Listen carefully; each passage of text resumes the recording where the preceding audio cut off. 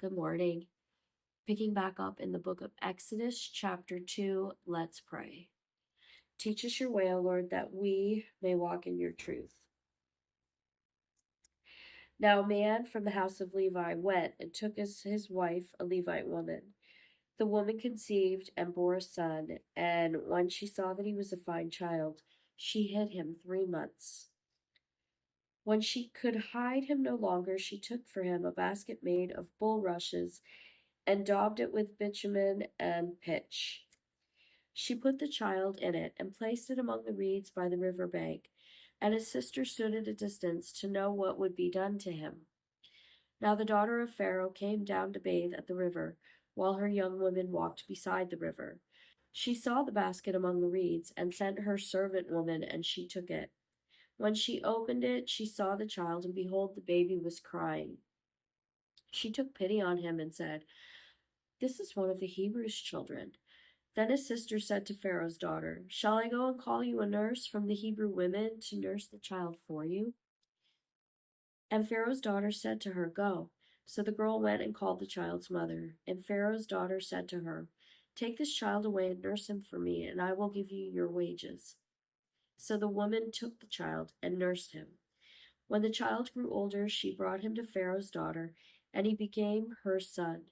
She named him Moses, because she said, "I drew him out of the water." One day when Moses had grown up, he went out to his people and looked on their burdens, and he saw an Egyptian beating a Hebrew, one of his people.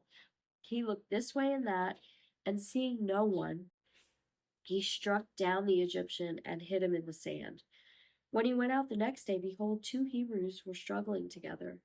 And he said to the man in the wrong, "Why do you strike your companion?" He answered, "Who made you a prince and a judge over us? Do you mean to kill me, as you killed the Egyptian?" Then Moses was afraid and thought, "Surely the thing is known."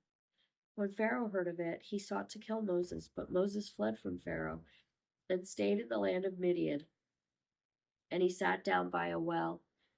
Now the priest of Midian had 7 daughters, and they came and drew water and filled the troughs to water their father's flock.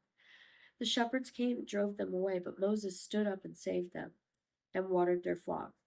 When they came home to their father Reuel, he said, "How is it that you have come home so soon today?"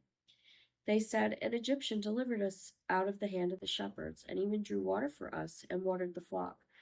He said to his daughters, "Then where is he? Why have you left the man? Call him that he may eat bread." And Moses was content to dwell with the man, and he gave Moses his daughter Zipporah. She gave birth to a son, and he called his name Gershom, for he said, "I have been a sojourner in a foreign land." During those many days the king of Egypt died, and the people of Israel groaned because of their slavery, and cried out for help. Their cry for rescue from slavery came up to God, and God heard their groaning, and God remembered his covenant with Abraham, with Isaac, and with Jacob. God saw the people of Israel, and God knew.